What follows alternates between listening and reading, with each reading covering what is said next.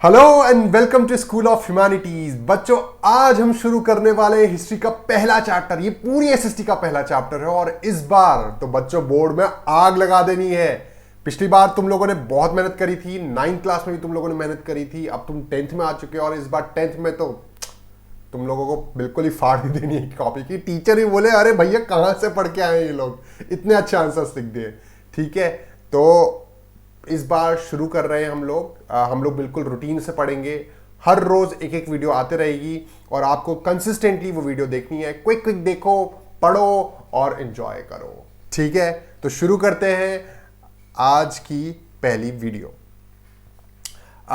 इसमें हम लोग पढ़ने वाले हैं बच्चों rise of nationalism in Europe. Okay, yes, rise of nationalism in Europe. ये जो चैप्टर है ना बच्चों, बड़ा इंटरेस्टिंग चैप्टर है एक्चुअली। तुम्हारे 9th क्लास के फ्रेंच रेवोल्यूशन से मिलता जुलता चैप्टर है। पता है क्यों? क्योंकि फ्रेंच रेवोल्यूशन में हमने ये पढ़ा था कि भाई कहीं से राजा था, लुई 16 नाम का, रूल कर रहा था।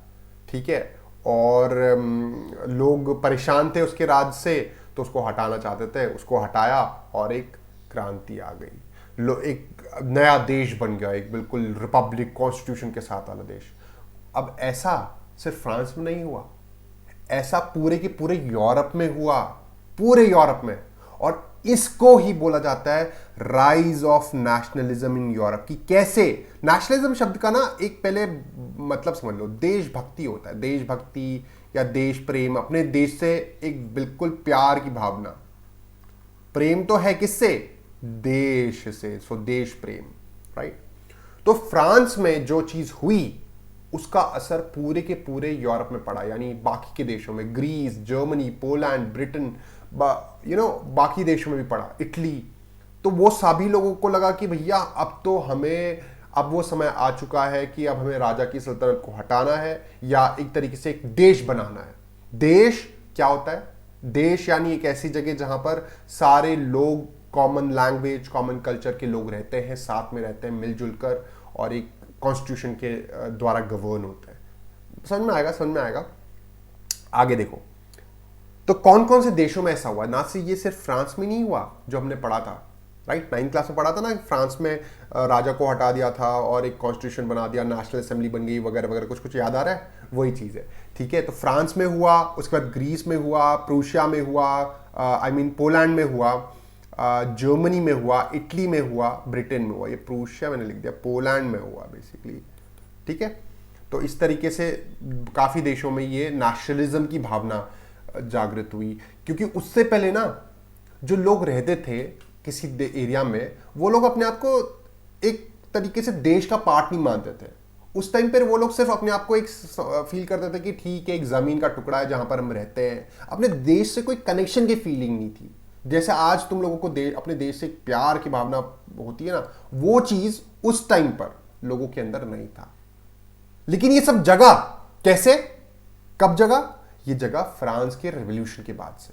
ठीक है, तो आगे पढ़ते हैं तो समझ में आएगा।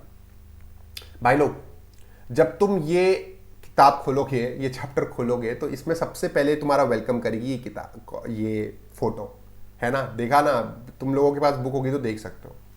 तो इस फोटो की कुछ खास बात है। ये फोटो बनाई थी एक फेडरिक सोरियो नाम के, Frederick Sorio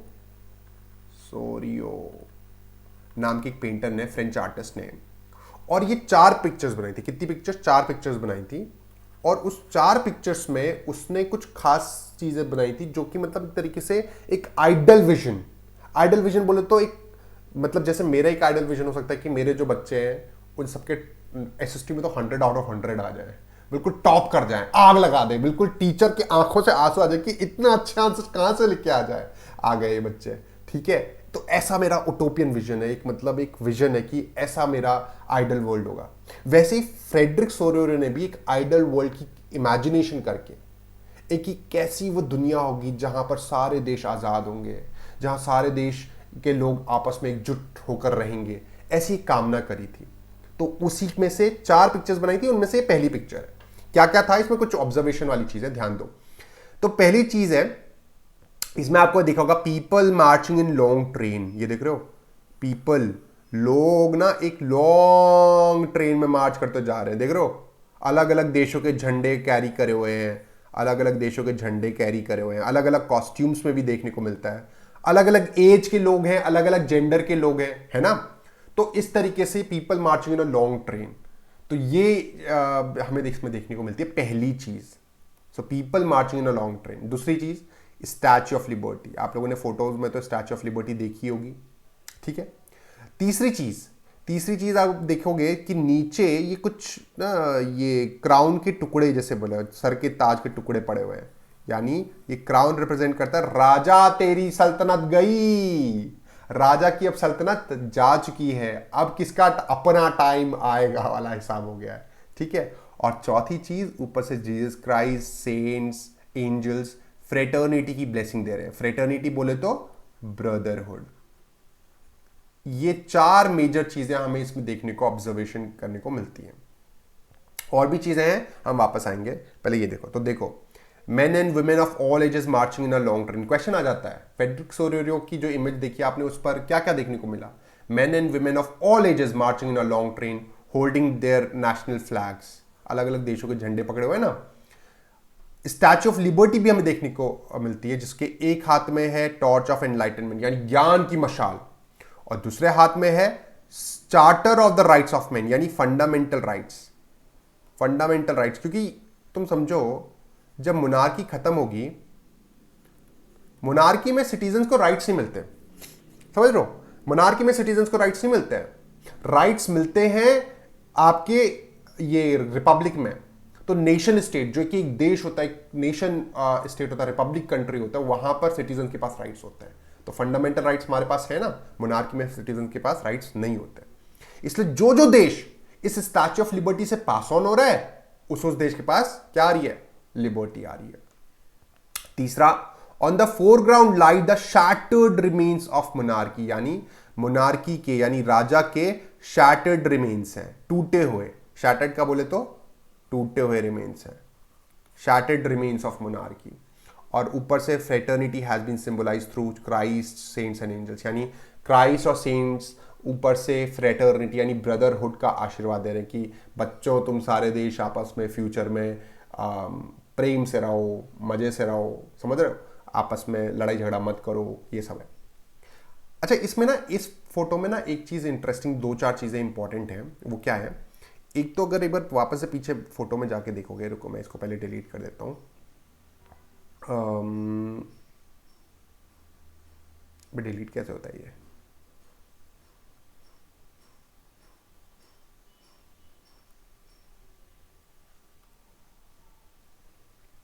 erase all link. Okay, या तो देखो, अगर इस चीज में आप देखोगे तो 2 देशों के झंडे हमें देखने को मिलते हैं, एक है स्विट्जरलैंड का और एक है यूएसए के। 2 देशों के झंडे ऑलरेडी स्टैच्यू ऑफ लिबर्टी को क्रॉस कर चुके हैं, यानी ये 2 देश ऑलरेडी नेशन स्टेट बन चुके हैं, ऑलरेडी रिपब्लिक देश बन चुके हैं। अभी हमें करेंटली जो देश का झंडा दिख रहा है वह है फ्रांस, जो कि स्टैच्यू ऑफ लिबर्टी को ऑलमोस्ट क्रॉस कर रहा है। तो जैसे जैसे जब ये इमेज बनाई गई थी तो ऑलमोस्ट वहाँ रेवोल्यूशन चल रहा था, और 1848 के टाइम में ये इमेज बनाई गई थी। 1798 के टाइम में वहाँ पर रेवोल्यूशन चल रहा था, धीरे धीरे वो नेशन स्टेट बन रहा था फ्रांस। और जर्मनी इसकी हमें नेक्स्ट लाइन में दिखता है। इंटरेस्टिंगली जर्मनी उस वक्त कंट्री था ही नहीं, एक ज्योग्राफिकल कंट्री था ही नहीं, बट ये कहीं ना उन लोगों को रिप्रेजेंट करने के लिए बनाया गया था जो लोग उस टाइम पर जर्मन स्पीकिंग लोग थे, और वो लोग की एक इमेजिनेशन थी कि एक दिन ऐसा आएगा कि जब जर्मनी एक हमारा कंट्री बनेगा। तो ये है, तो बड़ी इंटरेस्टिंग फोटो है, बहुत अच्छा इसमें मतलब देखने को मिलता है।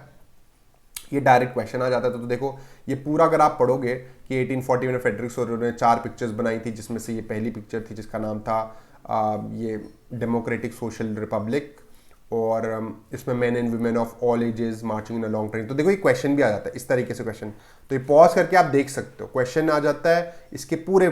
इसी को उटोपियन विजन भी कहा जाता है, यानी आइडल वर्ल्ड मैंने बताया जो, ठीक है, कि marching in long train offering homage to statue of liberty. Liberty पर फीमेल फिगर के रूप में दिखाई गई, जिसके एक हाथ में टॉर्च ऑफ एनलाइटनमेंट है, charter of right of man है। तो ये चीज़ मैंने जो आपको पॉइंट्स में बताया वही चीज़ इसमें लिखी हुई है, ठीक है। इसमें अलग अलग देश हैं। जर्मनी, जो कि that was not, German people did not yet exist as a united nation. उस वक्त Germany was not a united nation, ठीक है। जर्मन के साथ ऑस्ट्रिया है, बाद में किंगडम ऑफ टू सिसिलीज है, लोम्बार्डी है, पोलैंड है, इंग्लैंड है, ये सारे kingdom of two Sicilies Lombardy मिलकर इटली बना, ठीक है। और बाकी फ्रेटर्निटी का आशीर्वाद दे रहे हैं ऊपर से क्राइस्ट एंड सेंट्स, ये ठीक है।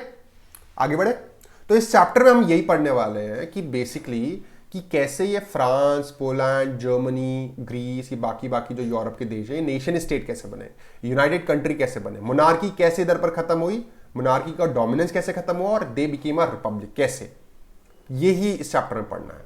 तो इसमें बेसिकली हमें ये पढ़ना है कि नेशन स्टेट्स कैसे बने, जो कंट्री है ना, नेशन स्टेट कैसे बने। So a nation state was one in which a majority of its citizens, यानी majority of its citizens came to develop a sense of common identity and shared history of descent. अब जैसे आप सब लोग जो ये वीडियो देख रहे हैं, आप सबकी एक कॉमन आइडेंटिटी हो सकती है कि आप सभी क्लास 10th में पढ़ते हैं, है ना, या हम सभी इंडियंस हैं, है ना। तो वैसे ही एक नेशन स्टेट में रहने वाले जो लोग होते हैं उनकी कॉमन लैंग्वेज हो सकती है, मे बी कॉमन लैंग्वेज हो सकती है, कॉमन ट्रेडिशन हो सकता है, मे बी बोल रहा हूँ, कॉमन कल्चर हो सकता है, और कॉमन देश तो है ही है।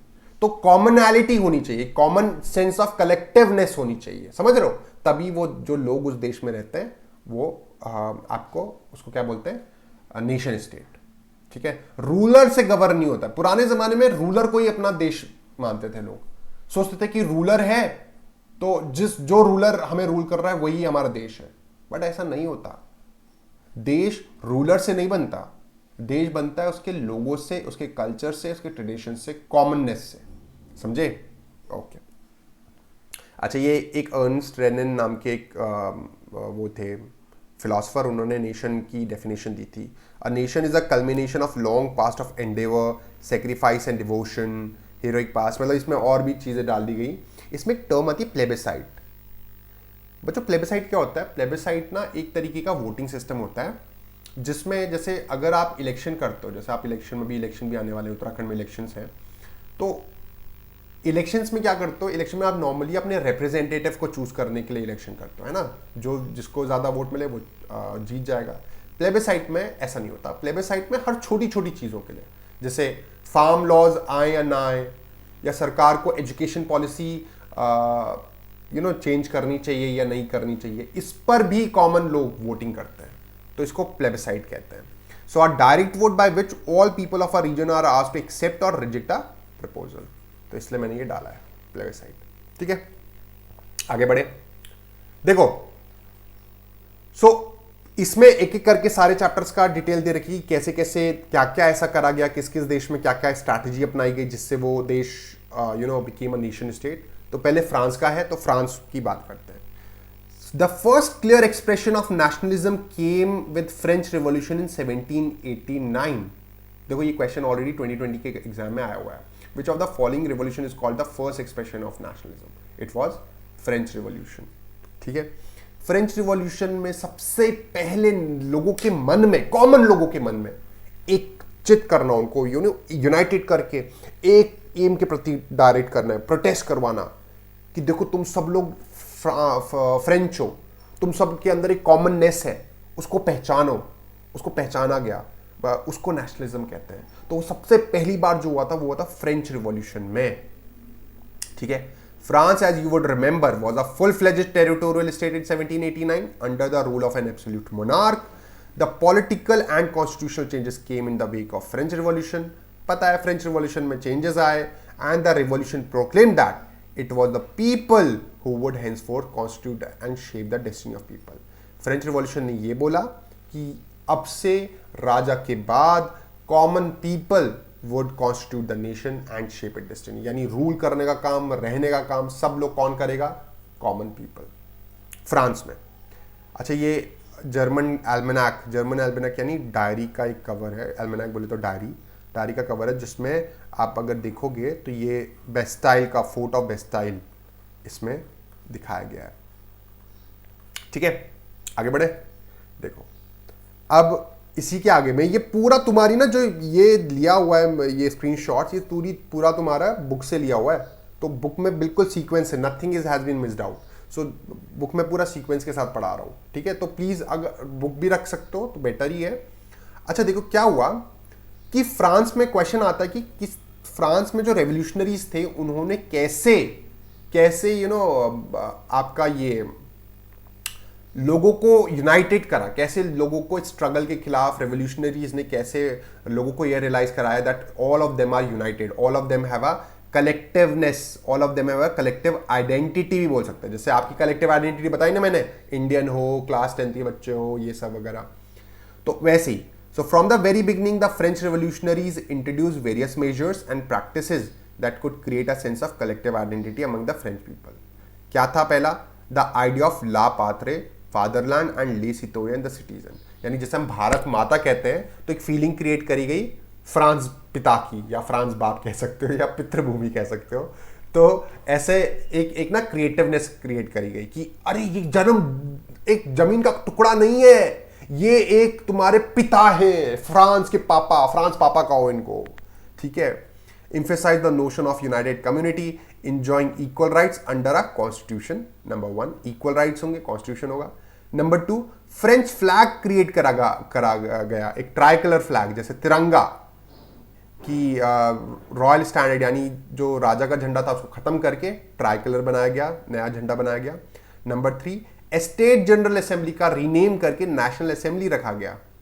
State general assembly was rename, याद है स्टेट जनरल असेंबली थी वहां पर, उसमें इलेक्शंस होते थे। State general assembly was renamed as national assembly. Number 4 new hymns were compose, नए गाने बने, मेरे देश की धरती वाले टाइप फाइव है ना, composed, oaths taken, martyrs commemorated, all in the name of nation. ये हुआ। अ सेंट्रलाइज एडमिनिस्ट्रेटिव सिस्टम बनाया गया, एक एडमिनिस्ट्रेशन सिस्टम बनाया गया, रूलिंग स्ट्रक्चर बनाया गया।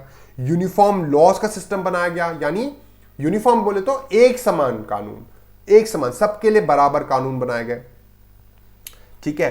ये आपका शायद आई थिंक चौथा है, पांचवा हो जाएगा, ओके।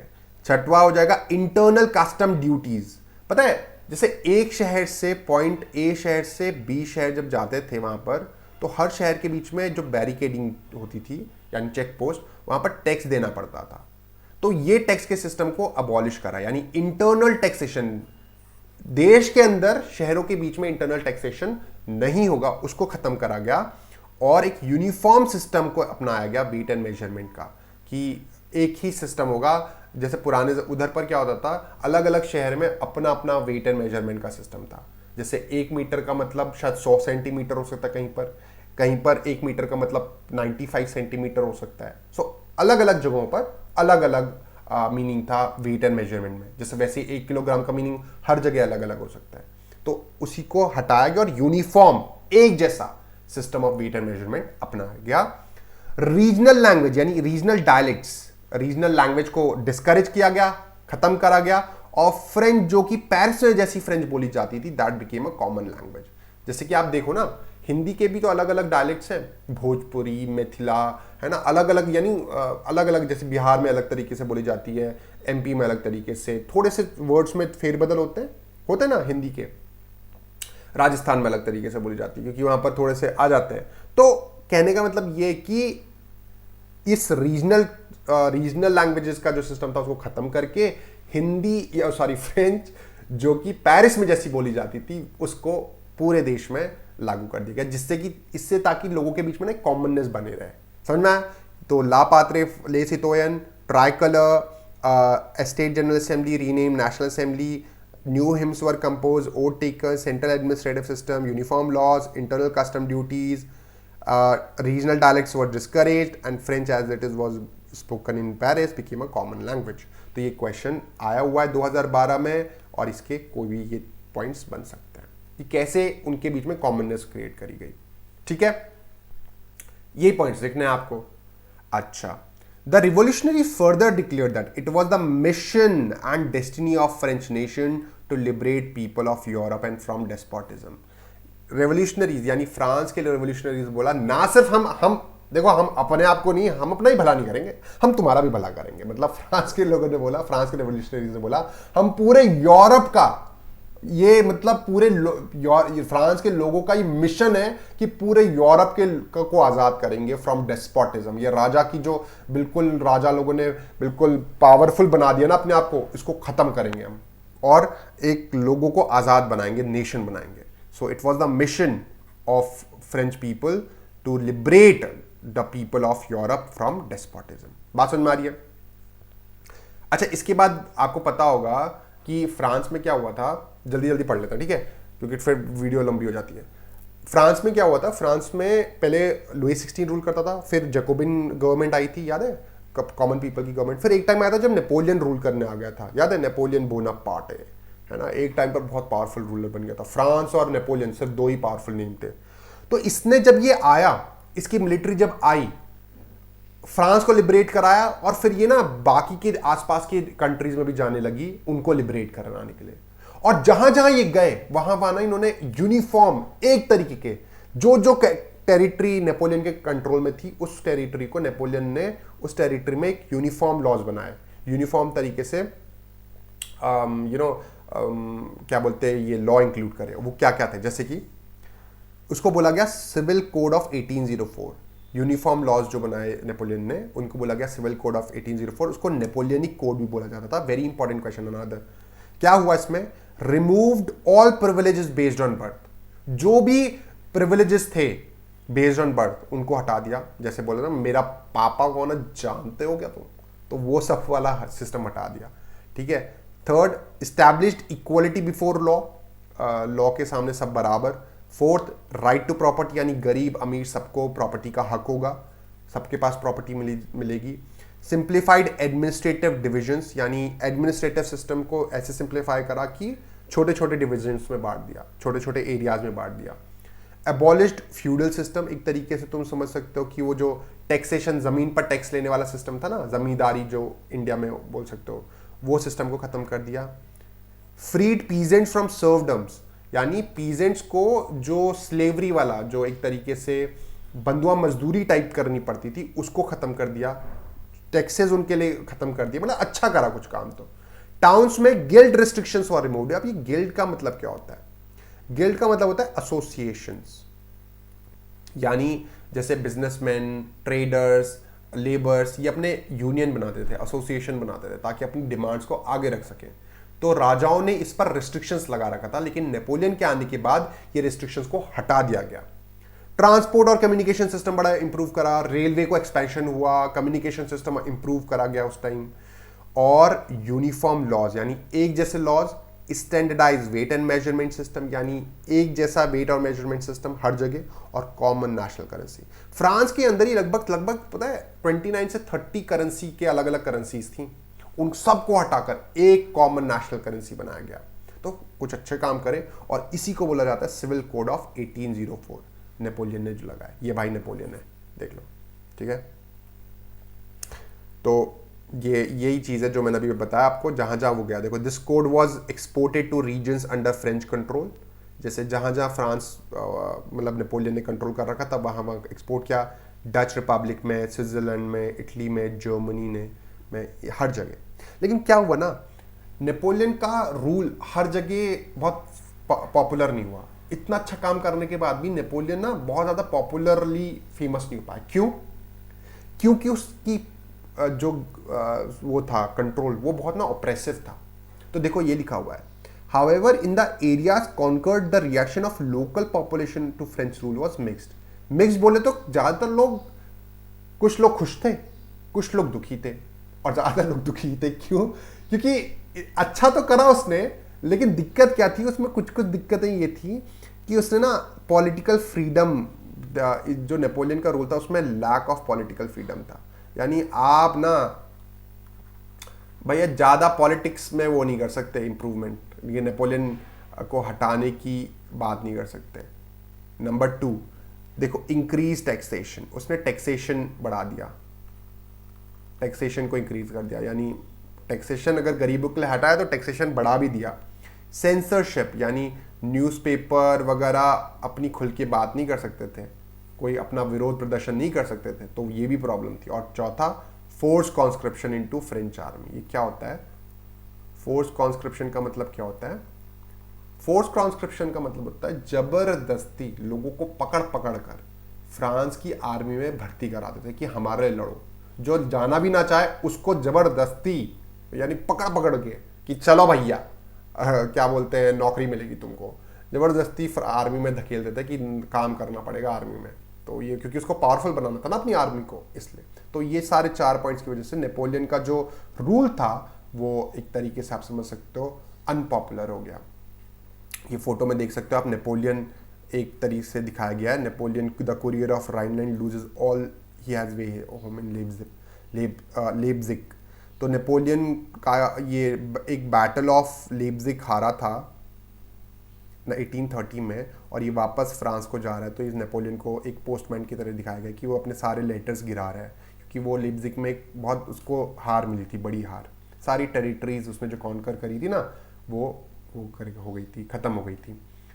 अच्छा, ये फ़ोटो भी बड़ी इंपॉर्टेंट है।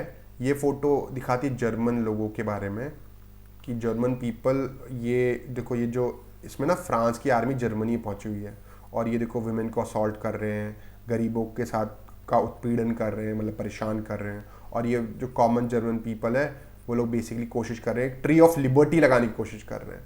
उस ट्री ऑफ लिबर्टी में एक प्ले कार्ड है, यानी एक बोर्ड लगा रखा है, जिस बोर्ड में सटायर मारा हुआ है, take freedom and equality from us the model of humanity, कि हमसे हमारी एक ह्यूमैनिटी का पूरा वही ले लो, सब चीज़ ले लो। तो मतलब एक तरीके से फ्रेंच आर्मी को ऑप्रेसिव दिखाया गया है, कि बहुत तानाशाह आर्मी दिखाया गया है।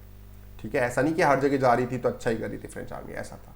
ठीक है, तो आई थिंक ये दैट्स ऑल फॉर टुडे, और ये फर्स्ट पार्ट हो जाएगा इस वीडियो का। बाकी आप मेरे चैनल को सब्सक्राइब करिए, लाइक करिए, सब ये बेल आइकन भी दबाइए, और ये ना टेलीग्राम में और व्हाट्सएप ग्रुप में मैं इसमें डिस्क्रिप्शन में लिंक होंगे, इसमें मैं लगातार वर्कशीट्स डाल रहा हूँ, नोट्स भी डाल रहा हूँ, तो प्लीज़ आप इनको देख सकते हैं, ज्वाइन कर सकते हैं। ठीक है, that's all for today, take care, bye.